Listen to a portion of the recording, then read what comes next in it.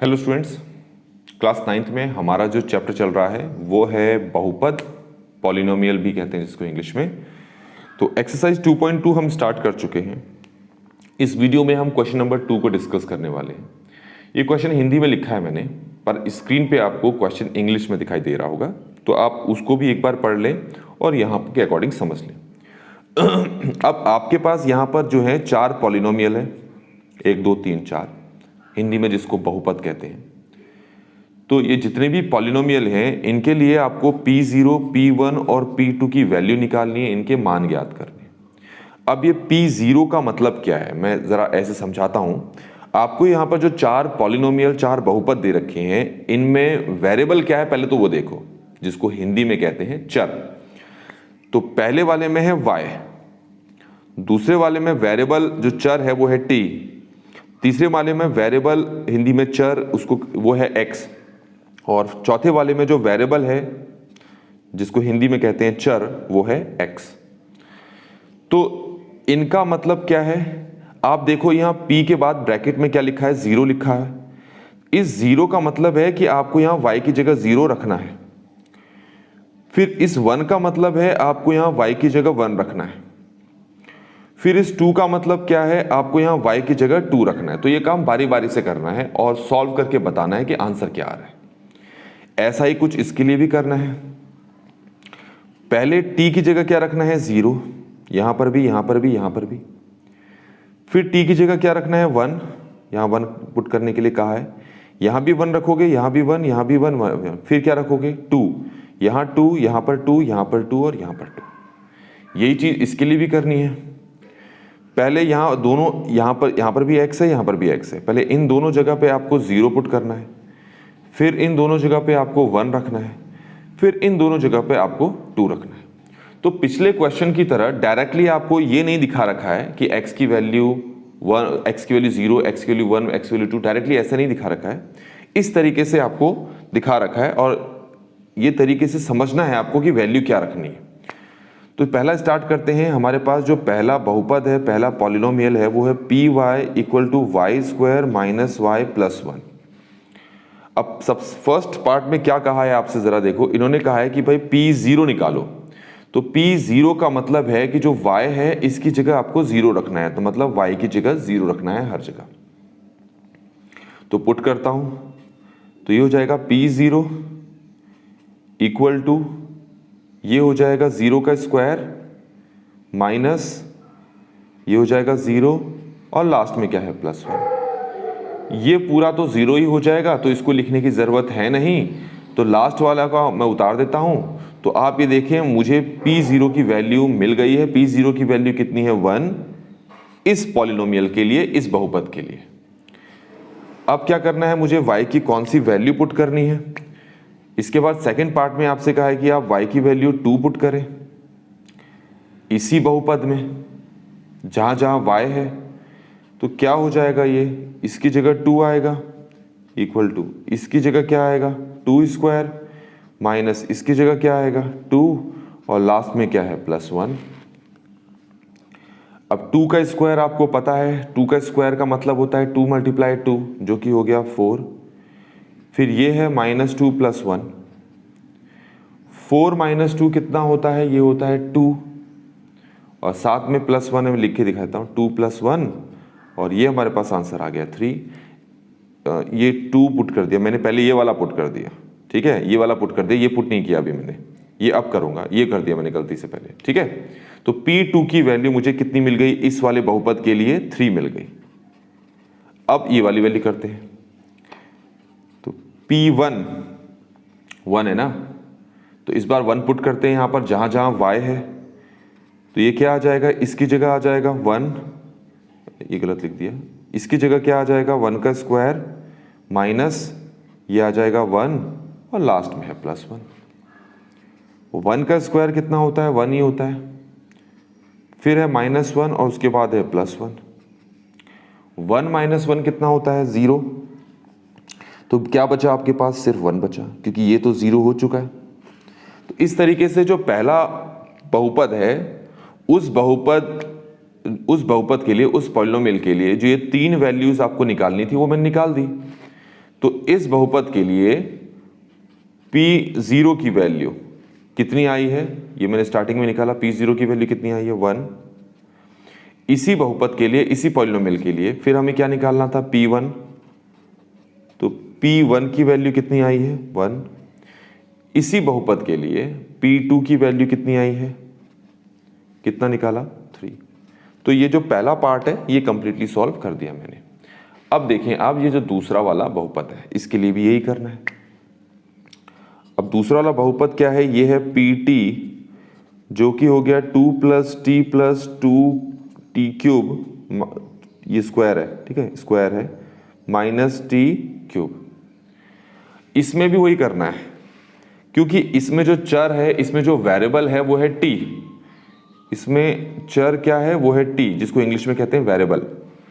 तो यहां पर t की जगह क्या क्या रखना है, तो वो क्वेश्चन में दोबारा जाओ, आपको t की जगह 0 रखना है, t की जगह 1 रखना है और t की जगह 2 रखना है। तो स्टार्ट करते हैं। पहले हम क्या कर लेते हैं, t की जगह 0 रख लेते हैं। तो कहां कहां रखेंगे, देखो यहां रखेंगे, यहां पर रखेंगे, यहां पर रखेंगे, यहां पर रखेंगे। तो क्या बन जाएगा, ये यहां पर रखूंगा 0, तो ये P0 बन गया। फिर क्या है, आपके पास 2 है, फिर प्लस है, इसकी जगह भी 0 रखना है, +2 मल्टीप्लाई, या क्योंकि यहां पर कोई साइन नहीं दिखाई दे रहा तो इसका मतलब मल्टीप्लाई है। ये है t², तो t की वैल्यू 0 रखनी है, तो ये हो जाएगा 0²। और फिर ये क्या है, माइनस, फिर ये क्या है, t³ t की जगह क्या रखना है, 0, तो 0 का क्यूब। अब ये देखो, ये तो 0 ही रहेगा, ये भी 0 होगा क्योंकि 2 0 से मल्टीप्लाई होगा तो 0 होगा, और लास्ट वाला भी 0 रहेगा। तो ये सारे के सारे आपके 0 रह गए, तो फिर 0 को लिखने की ज़रूरत तो है ही नहीं। तो हमारा आंसर क्या आ गया, हमारा आंसर यही चीज़ मैंने कॉपी कर दी। तो P0 मेरे पास 2 आ गया इस वाले पॉलिनोमियल के लिए, इस वाले बहुपद के लिए। अब अगला क्या करना है, इस बार मुझे t की वैल्यू रखनी है 1। इस बार मुझे t की वैल्यू कितनी रखनी है, 1, क्योंकि आपको ये देखो, इसके बाद आपको P1 निकालने के लिए कहा है। तो t की वैल्यू 1 रखता हूं मैं। तो कहां रखना है t की वैल्यू 1, पहले देखो यहां पर t की जगह 1 रखो, फिर यहां 2 का 2 कॉपी हो गया, प्लस का प्लस कॉपी हो गया, t की जगह क्या रखना है, 1, प्लस का प्लस कॉपी हो गया, 2 की जगह 2 रहा, मल्टीप्लाई, t की जगह 1 रखना है तो ये 1 का स्क्वायर हो जाएगा, माइनस t की जगह 1 रखना है तो ये हो जाएगा 1 का क्यूब। ठीक है, अब इसको सॉल्व करते हैं। देखो 2 + 1 कितना हो गया, ये 3 है, तो पहले 3 हो गया, प्लस का प्लस उतार दिया, 2 का 2 उतार दिया, मल्टीप्लाई का मल्टीप्लाई उतार दिया। 1 का स्क्वायर क्या होता है, 1 होता है, माइनस 1 का क्यूब कितना होता है, तो 1 की पावर कितनी भी हो आंसर 1 ही होता है, तो 1 की पावर 3 भी 1 ही हो गया। तो ये हो गया 3 + 2 को 1 से मल्टीप्लाई किया तो 2 आ गया, और लास्ट में हमारे पास कितना है, -1 है। 3 + 2 कितना होता है आपके पास, ये होता है 5, और ये है -1। 5 - 1 कितना होता है आपका, 4। ठीक हो गया। तो मैंने एक तो P0 निकाल लिया इस वाले बहुपद के लिए, इस वाले पॉलिनोमियल के लिए, और P1 भी निकाल लिया जो 4 आ गया इस वाले बहुपद, इस वाले पॉलिनोमियल के लिए। तीसरी चीज़ आपको क्या निकालनी है, P2 निकालना है। अब P2 निकालना है तो उसमें पेज खत्म हो गया, तो मैं इसमें करके दिखाता हूँ। P2 निकालना है तो पहले मैं इस बहुपद को लिख लेता हूँ। क्या है ये बहुपद, ये है PT = ये है 2 + t + 2t² - t³। तो t की जगह हमारे पास क्या है, t की जगह इस बार क्या रखना है, लास्ट क्या रह गया, 2 रखना है, तो यहाँ 2 रख देता हूँ, ये 2 है ही, प्लस इसकी जगह क्या रखना है, 2, प्लस का प्लस उतार दिया, 2 का 2 उतार दिया, मल्टीप्लाई, t का स्क्वायर है, इसका मतलब ये 2 का स्क्वायर हो जाएगा, माइनस का माइनस उतार दिया और इसकी जगह 2 का क्यूब लिखा। ठीक हो गया।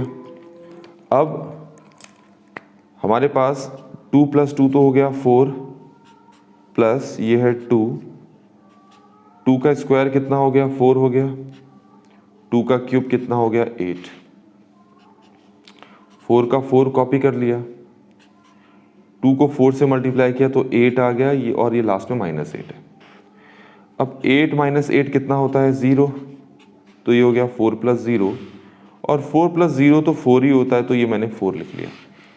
तो ये जो सेकंड पॉलिनोमियल था, जो दूसरा बहुपद था, इसके लिए भी हमें किस किस का मान निकालने के लिए कहा गया था? P0 का मान निकालने के लिए कहा गया था।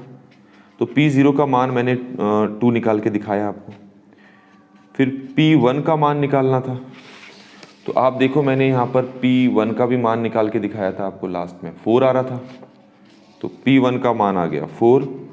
और फिर मैंने लास्ट में क्या निकाल के दिखाया था आपको? P2। अभी के लिए मैंने P2 का मान दिखाया आपको, कितना आ गया? 4 आ गया। ये भी आप भी अपनी तरफ से चेक कर लेंगे। तो ये तो हो गया दूसरा पार्ट।